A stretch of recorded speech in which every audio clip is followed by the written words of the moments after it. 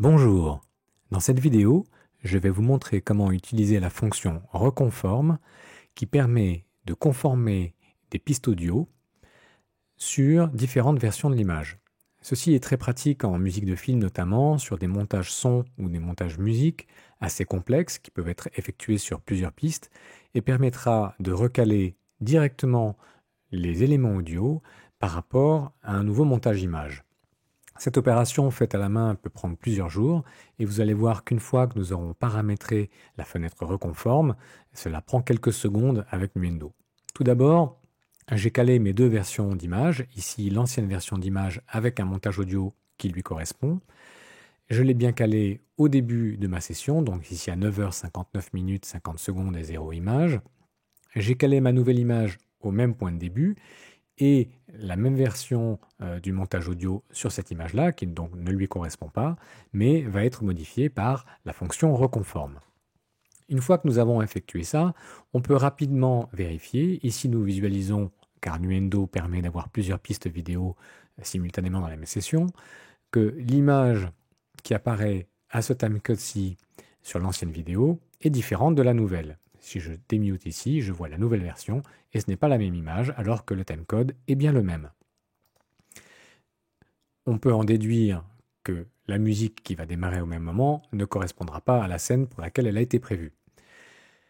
La fenêtre reconform se présente sous cette forme et va vous demander de charger l'ancienne EDL, qui est l'acronyme pour Edit Decision List. C'est un fichier que vous pourrez demander au département montage image et qui peut avoir trois formats, le CMX 3600, le file 16 ou le file 32. Dans mon cas, c'est un file 32 que j'ai obtenu. Il faudra avoir une EDL qui corresponde à chaque version d'image correctement et demander en amont au montage image de vous fournir les EDL au fur et à mesure qu'on vous envoie des versions d'image pour pouvoir effectuer une reconformation correcte. Ici, je vais donc charger la première version de mon EDL qui correspond à mon image du haut. Et ici, la nouvelle EDL, qui est donc celle-ci. Il faut juste préciser à Nuendo quelle est l'ancienne version, donc c'est bien celle-ci que j'ai nommée exprès, c'est le nom de la piste qui apparaît ici, et la nouvelle version. Lui préciser le timecode auquel vous avez fait démarrer la session, et à ce moment-là, il est prêt à générer une EDL de modification. Vous pouvez visualiser rapidement les différents plans de coupe que Nuendo a recalés en vérifiant dans ce petit visualiseur ici à droite.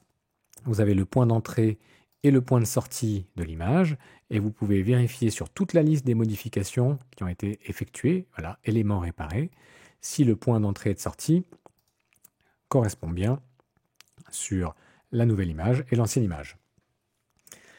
Quelques paramètres sont à déterminer. Je vous encourage à voir la notice de Nuendo pour savoir les possibilités qui sont offertes.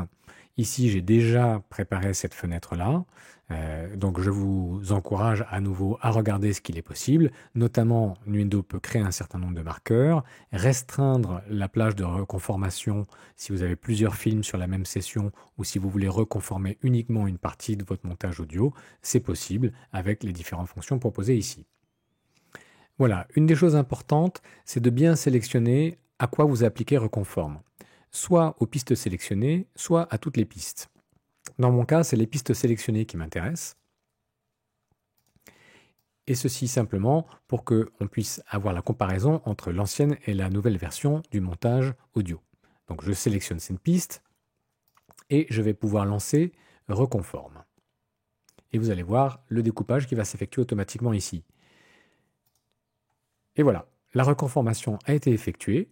Il ne vous reste plus qu'à vérifier les points d'entrée et de sortie de chaque musique et éventuellement de recoller des musiques ou des éléments sonores dans lesquels la fonction de reconformation, comme ici, aurait effectué une coupe au milieu d'un morceau de musique.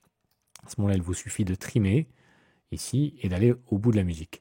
Après, il faut vérifier que cela correspond bien au déroulement de l'image. S'il n'y a pas eu de changement à l'intérieur de la séquence, probablement que votre montage son ou votre montage musique sera toujours cohérent.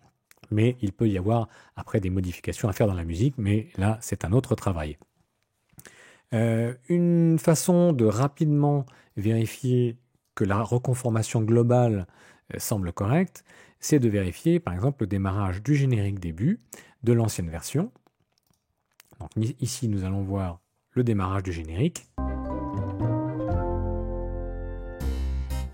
Voilà, sur le coup de clavecin, nous avons l'image au noir. Si nous faisons la même vérification ici sur la nouvelle image, nous voyons bien qu'il y a un décalage, nous étions à la même position mais on est sur une autre image.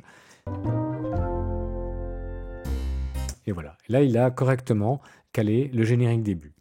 À ce moment-là, il me suffit de vérifier la même opération sur le générique de fin.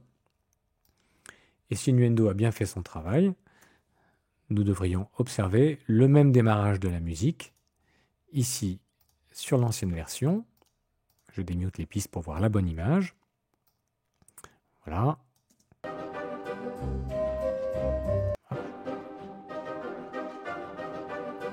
Paf. L'image se gèle ici.